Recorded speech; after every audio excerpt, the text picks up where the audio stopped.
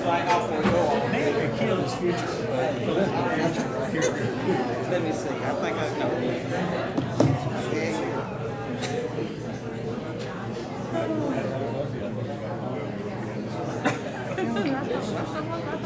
I need my glasses on.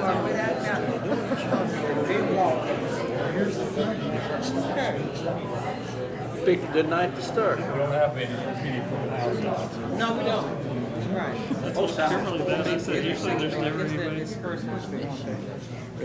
Well, I was reading the proclamation. Motion. No, it's proclamation. As soon as I get here, oh yeah, that's it. As soon as I get here, I need my shades on. I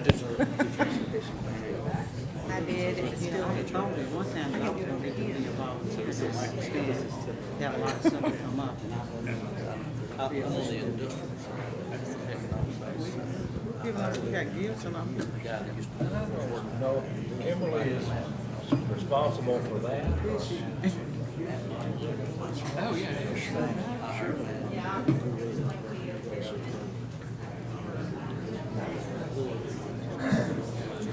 Yeah, it was actually for a year and a half. Technical coordinator. Oh, okay. Well, if they get one, they get one. Yeah. They might take a little more. I'm actually, I'm the address of explaining. That's her.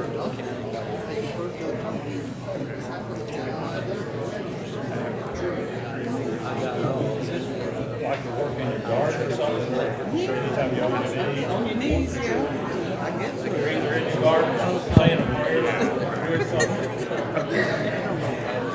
18 years. Scripture lesson I was reading this morning.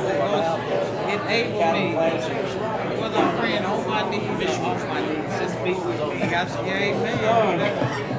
That'll answer me. It's okay.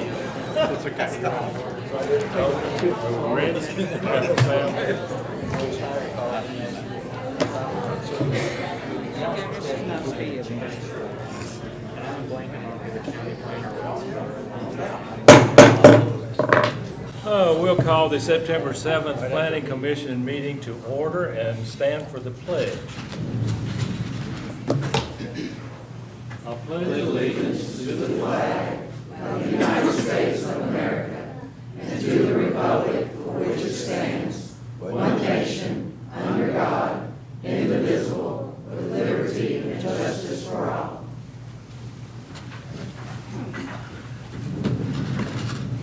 Okay, before we call the roll tonight, we do have a new board member, Michael Briggs.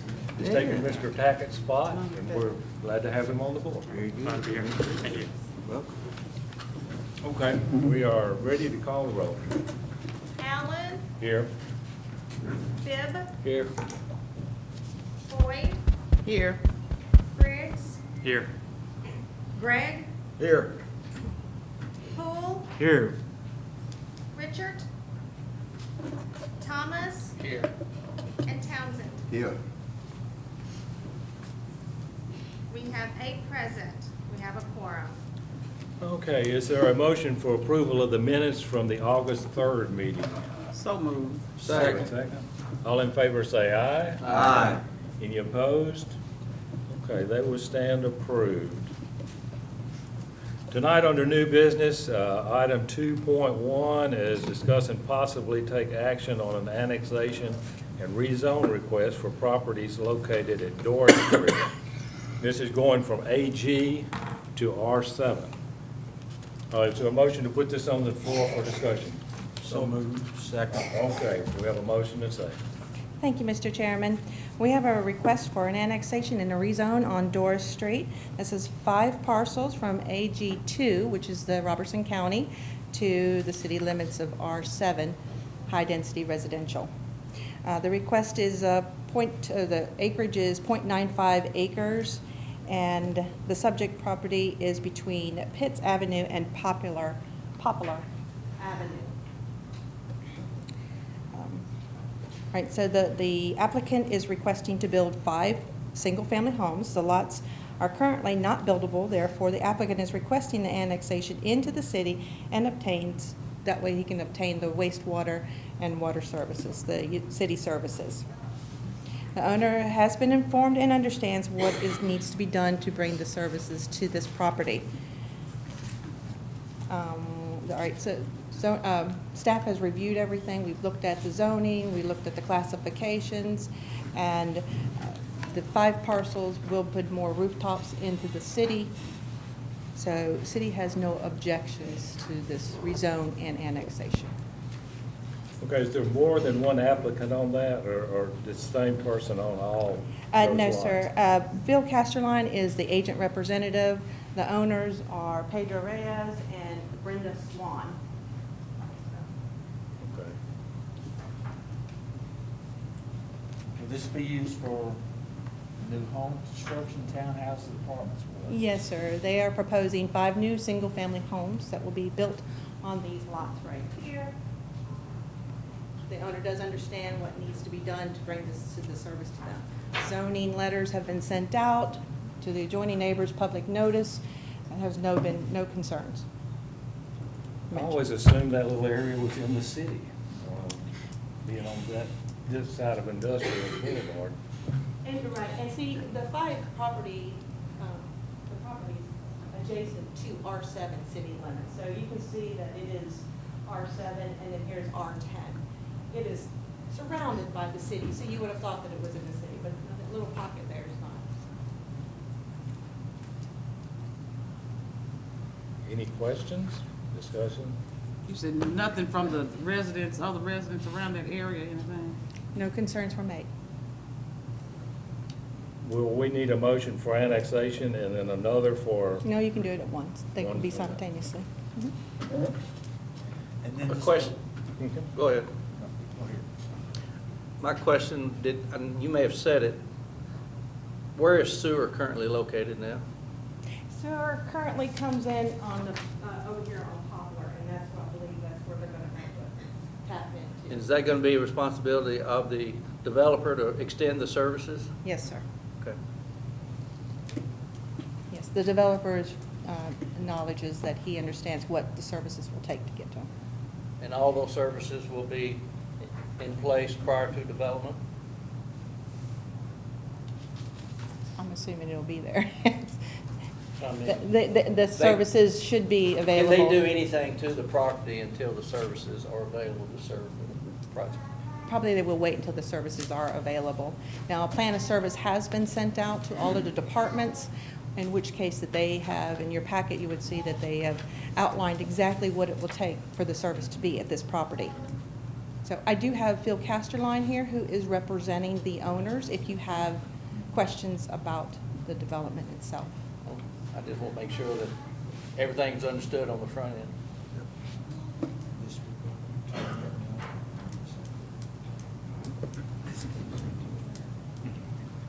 Phil Casterline. How's it going, guys and ladies? Any question? He's the man. And there's no issues with the developer as far as the plan of service that has been laid out, even though it hasn't been formally approved by the department heads? Is that what you're saying? They've signed the plan of services and agreed to the terms listed out by the department heads, which is the sewer and water's already there, and then the street upgrades along that segment. Okay. Motion to approve. Okay, Second. we have a motion and a second. We're ready to vote. Briggs, Aye. Thomas, Yes. Boyd, Yes. Bibb, Yes? Poole, Yes. Johnson, Yes. Gray, Yes. Yes. Allen, passes by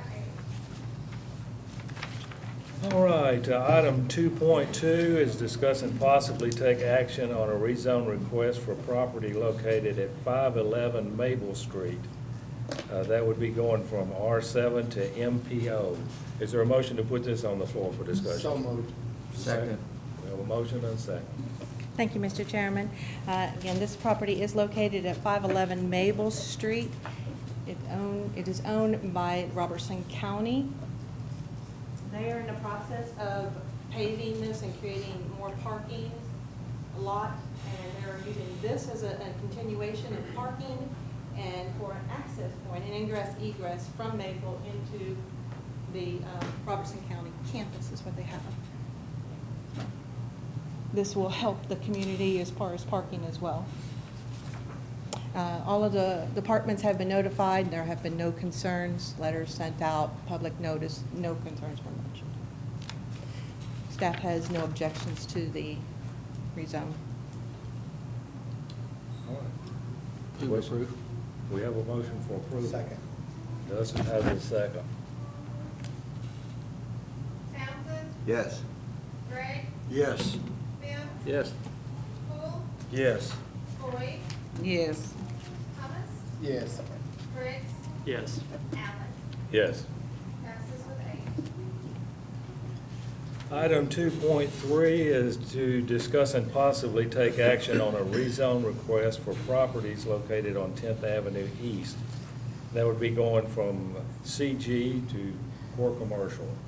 Is there a motion to put this on the floor for discussion? So moved. Got a motion? Second. And a second. Thank you, Mr. Chairman. This is a rezone request on 10th Avenue East. Again, it is rezoned from general commercial to CC, core commercial. We're looking at 2 parcels here. And the purpose, first I'll go through that. The purpose of this is the applicant, Steve Phillip, is running a My Father's Mission. And it's a faith-based organization operating as a cold winter shelter. This is a temporary shelter that provides beds, hot showers, meals, and nightly devotions. They also help support those looking to transition into a job. So they're a support system as well. The applicant, and you might have noticed in your packet, the applicant has received over 1,200 signed petitions in favor of this service. So I think some of them are in here.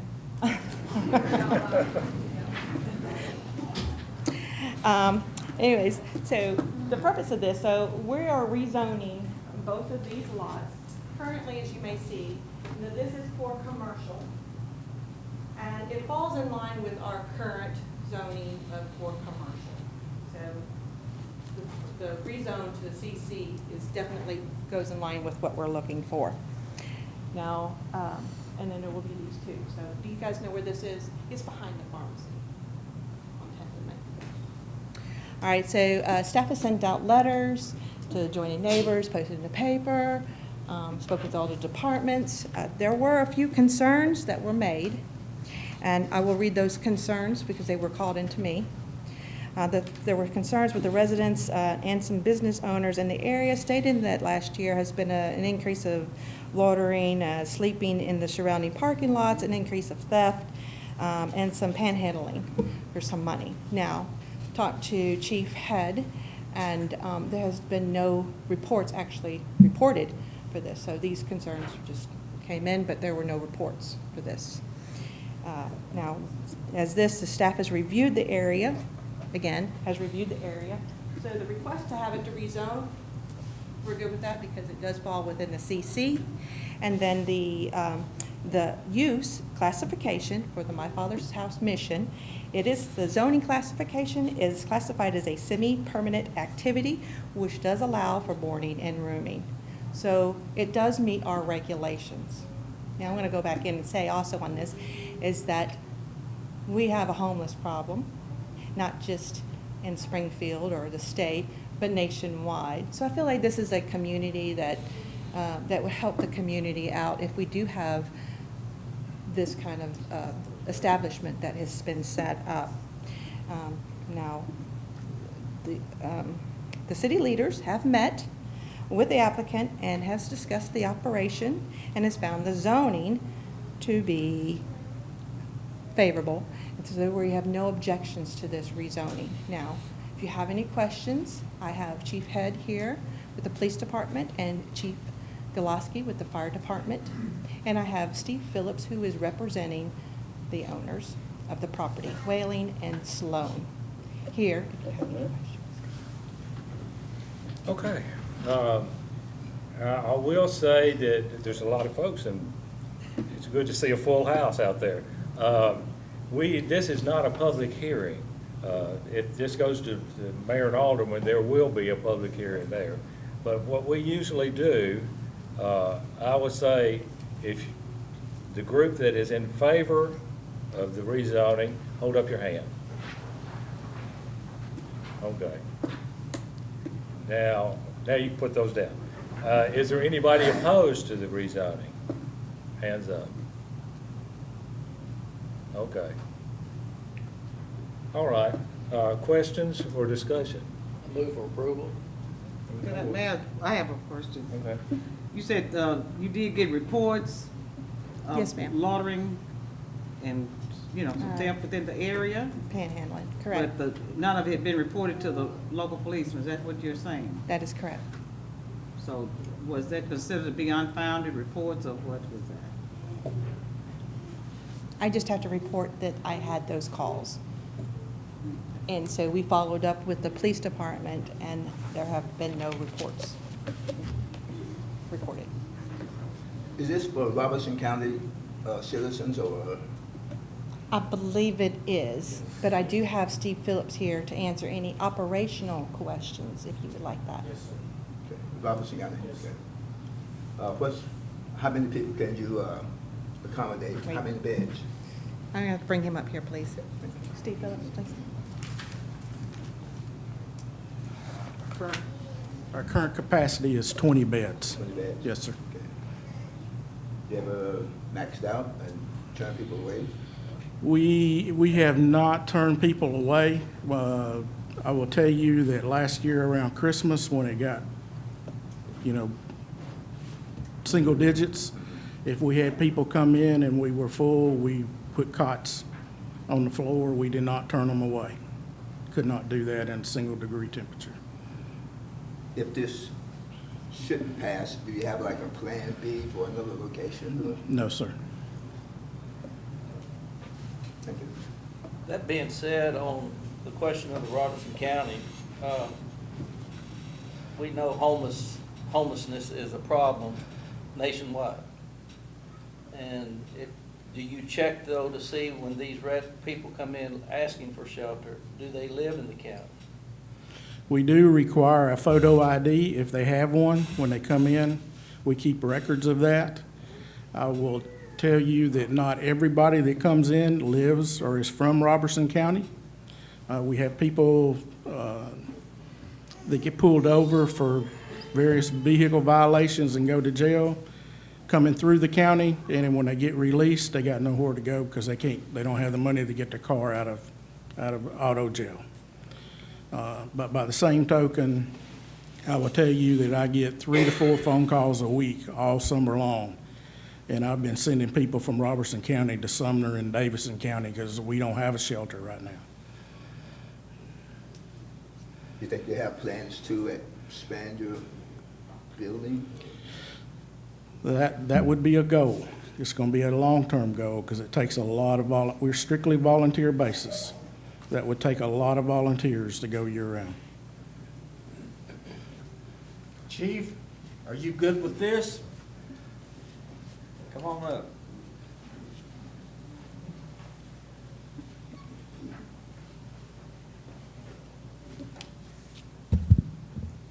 Thank you, and good evening.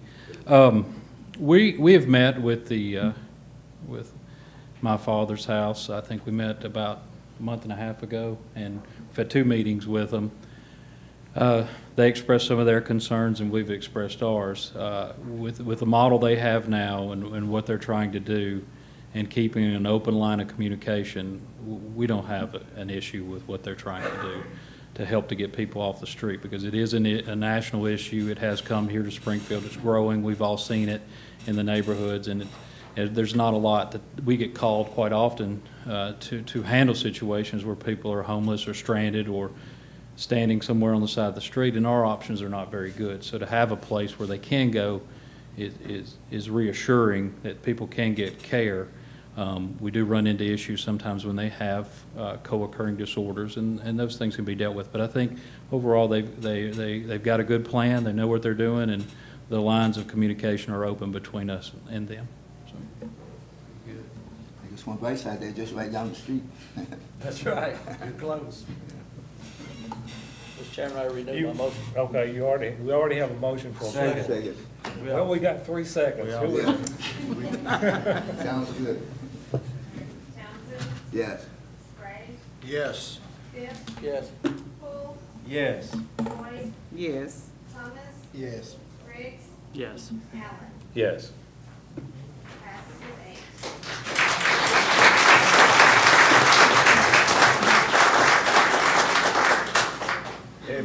Since there's so many people that came for this item, if you would like to leave now before we finish the meeting, we will hold off a couple of minutes, but go ahead, as you go out, go all the way out so we can't hear you.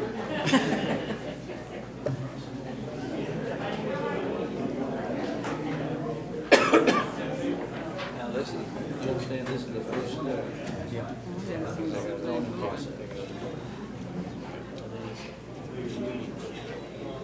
City level, county level.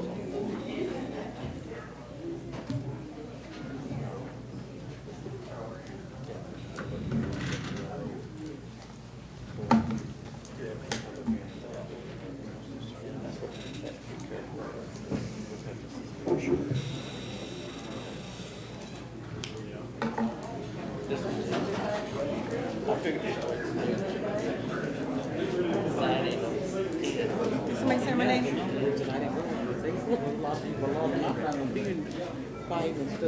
Well, I thought there'd be a few people. And I got to looking at that, the general thing that Kimberly sent out, those petitions, and they kept going on. Yeah. Not involved on the county side. Well, I couldn't see all that. I thought I had my computer working, but I couldn't. So for some reason, my email stopped going to my computer. And just coming on my telephone. I hate trying to read on the telephone. So I go back and get it. Years ago.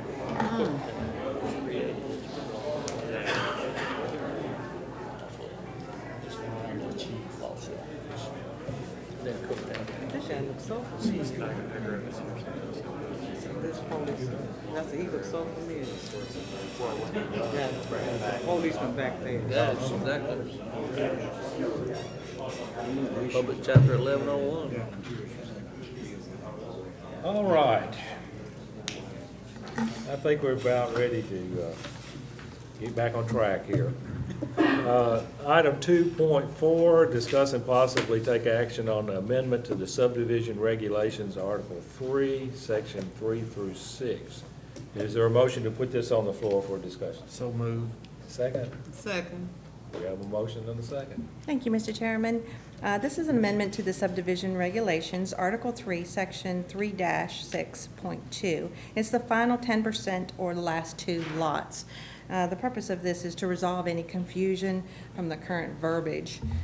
What we've done now, as you see, is the city will not issue building permits for the final 10% of the lots, or 2 lots, until either the infrastructure is completed or the performance bond is done and approved by the Board of Mayor Aldermen. What that means is that we hold the performance bond. Before, what we were doing is holding the performance bond and holding the 2% or 10% to be developed or built. So now we're just taking that off the table. They can go ahead and build as long as they have a performance bond, which we hold until the infrastructure is completed. So basically, it's just clearing it up.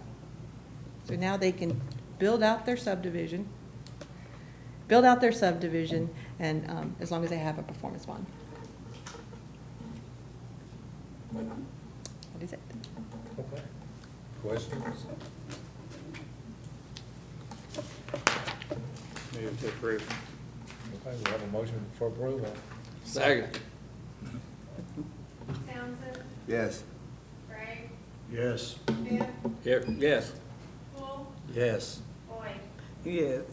Thomas, Yes. Briggs, Yes. Allen. Yes. Passes with 8. All right, 2.5 is discuss and possibly take action on revising the City of Springfield zoning ordinance, Chapter 10, to establish a specific plan district. We've discussed this before. Is there a motion to put this on the floor for discussion tonight? So moved. Second. Okay. Thank you, Mr. Chairman. Yes, this is the amendment to the City of Springfield zoning ordinance, Chapter 10. We're retitling this as special districts and adding a section called specific plan district and moving the planned unit development, the PUD, to a later section. So we're starting off with just moving that Chapter 10 around.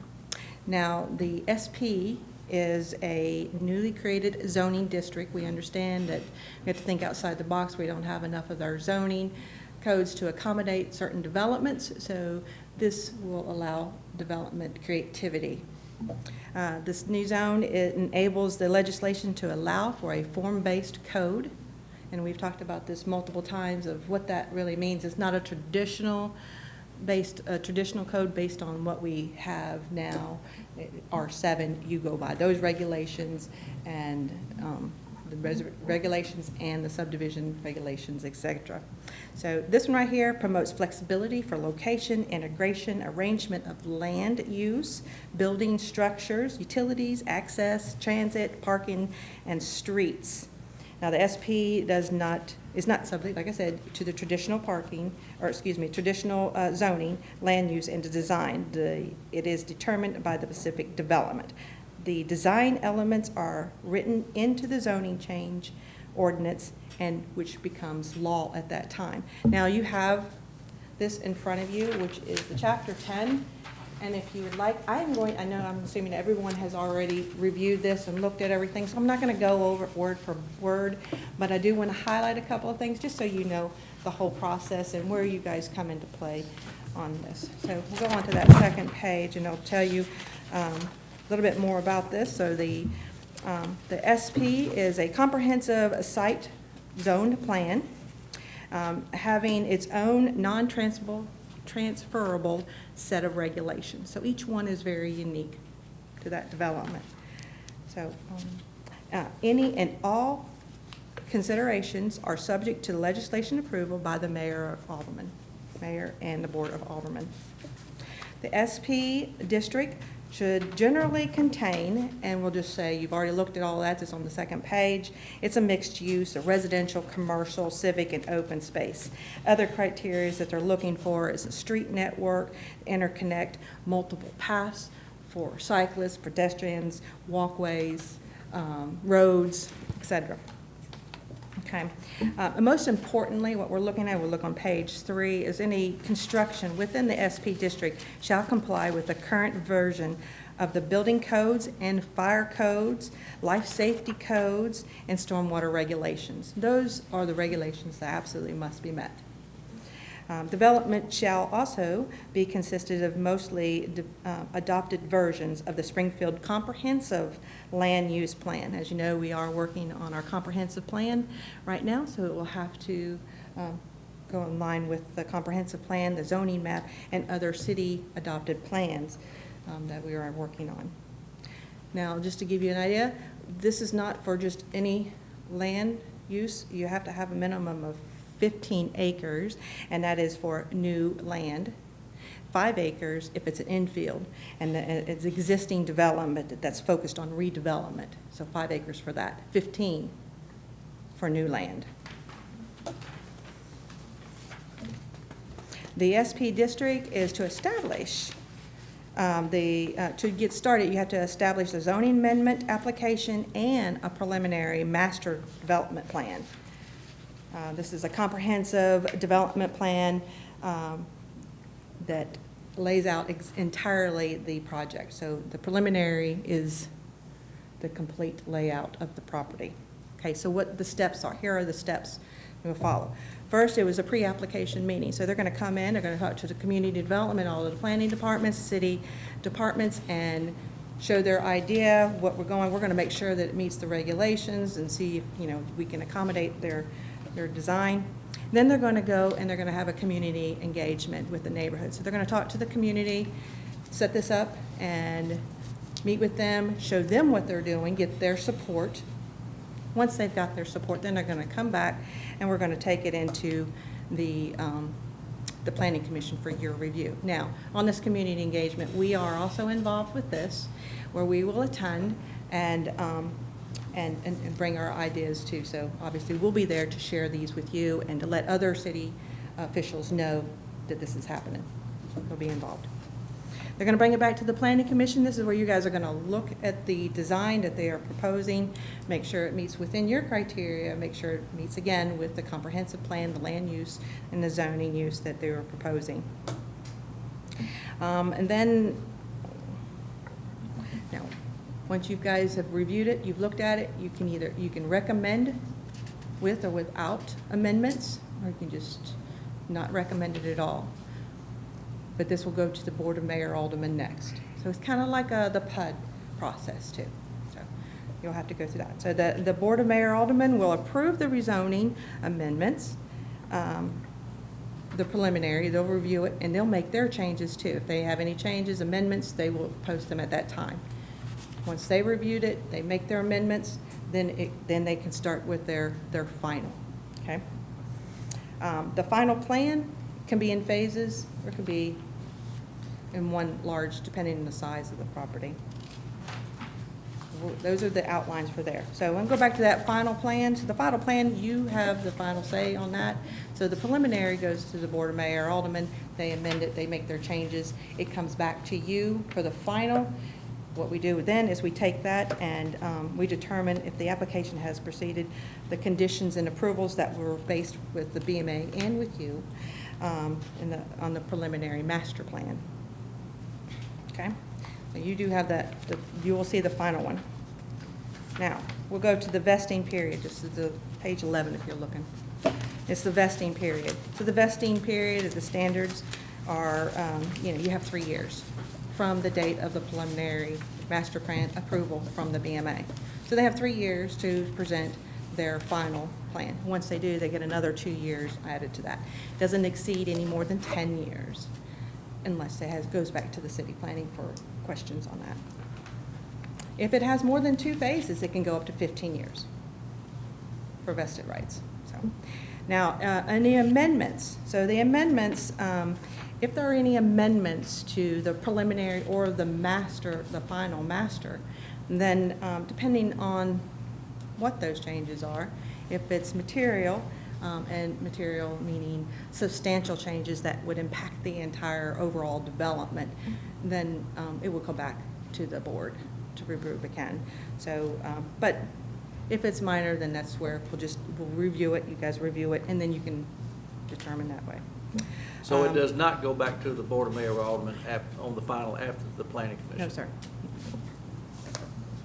No. So it just goes to the Planning Commission originally, then it goes to the Board of Mayor Aldermen. This is the preliminary. They make their amendments, and then the amendments in the final is when they present that back to you. So I will make sure that you get all of the information that the Board of Mayor Aldermen said, hey, I want this change, I want this, or any amendments, and then you will review that and look at that. If it comes back to us that second time and we feel like it needs to be adjusted a little bit, is that a possibility? On the final, On the final, you said it comes to us, then goes to the mayor and alderman. If they make amendments, do we have a say in what they amend? I guess is what I'm saying. Does that make sense? okay, so the Board of Mayor Aldermen are pretty much like most of any rezone. They are the final say on things. So if they make an amendment, we'll just make sure that we agree with your opportunity to make any amendments at the beginning. Okay, so during the preliminary stage. So you say, I want sidewalks right here. I'm just using something. So you would make that amendment during the preliminary stages. Then it will go to the Board of Mayor Aldermen. They will consider what you have asked, and they may add, or they may just leave it as is. But that would be the final for them. Oh, right. Kimberly's doing it right. This is a complicated topic, and Kimberly's doing a great job explaining it, but what helped me was walking through an illustration, kind of looking at this. We have a development that is coming that we've talked to you about. They may or may not be the only ones left in the room besides department heads. Well, no, Pedro, y'all are still here. Thanks for hanging around. The preliminary master development plan is just like a preliminary PUD. Okay, things are going to change. They're going to get in there once they do a little bit more work and engineering work. They're going to get in there and figure out that things are going to change. So that preliminary master development plan is going to come to you all, and you all are going to say, yeah, we like that, or hey, tweak this, tweak that, and then we send it on to the Board of Mayor and Alderman. The Board of Mayor and Alderman is going to say, hey, we want this right here, but other than that, it looks good. We'll look and make sure when they bring the final back, make sure that those amendments and what you all had asked to be in there, you all and the Board of Mayor and Alderman will make sure they're in there. But that final, they may lose 8 lots because there was a wetland here that they didn't know about. So where they thought they were going to get 100 lots over here, they may get 92. So there will be some tweaks and changes, or maybe they said, hey, you know what, that doesn't work over there, or hey, we've gotten an LOI from this retailer, so we've reworked this to do that, to go right here. A lot of things will change. Hopefully not much, but some things will change. We'll bring that back to you all. You all will still have the ability to say, okay, no, I don't, no, I don't like that, because we thought that we were going to do, we thought we were going to have some commercial, and you all took out all the commercial, right? I'm making that up, but you'll have the ability to say that. As far as the amendments that the board makes, those should already be included. And if you say, well, hey, we don't want a sidewalk right there, we'll say, well, the Board of Mayor and Alderman asked for that to be in there. We'll let you know. Does that help? It helped me because this is complicated. We've not done this before. This is brand new. We appreciate Bard's Design for helping us. We had a consultant work on our side too, and this has been a months-long process to get this put together in an effort to bring it to you all. 18 pages worth of regulations, so we appreciate it, and we'll walk through this together. And if you have any questions, let us know.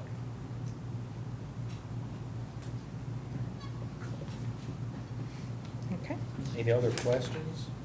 I don't have any questions, but I think in our last presentation with Kevin, I think he gave us a model of that, didn't he? Okay, like you're looking, and I went ahead and put in here exactly kind of what they're looking for in an SP. Basically, there's the mixed-use center, looking for a variety of homes, they're looking for open space, sidewalks, community. Now, this was the example. Berry Farms is an example of an SP. Has a great mixed-use development. It has your mixed use, you got your retail on the bottom, you got office and residential going. You have your streets laid out. Another example is Greensboro and Gallatin. On the Berry Farms, do we know about how many acres that was? Oh gosh, I can't remember. Do you remember? I was just getting an idea because we're going to have something coming similar to that. Just layout of how much. All total on both sides of the interstate, it's like 800 something. Okay. But that side of the interstate, I think, was like 460. Okay, so it's very similar. This is what we're looking for, this district. And our current zoning doesn't allow this type of development.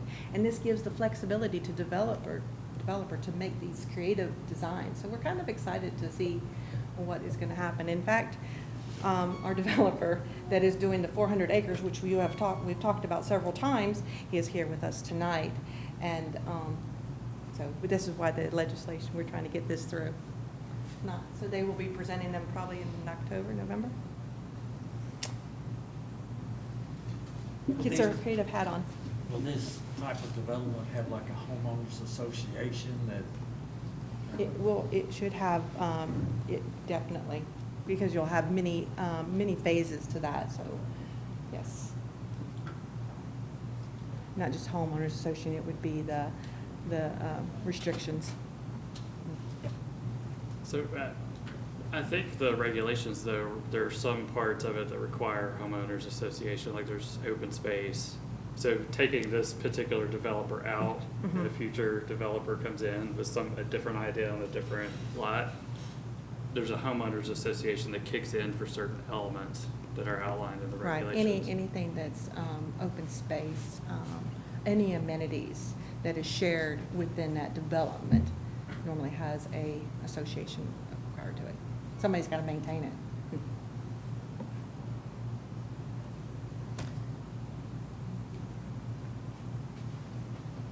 right, anything else? If not, is there a motion? So moved. Sounds exciting to me. Second. Townsend, Yes. Gray, Yes. Smith, Yes. Poole, Yes. Boyd, Yes. Thomas, Yes. Briggs, Yes. Allen, Yes. passes with 8.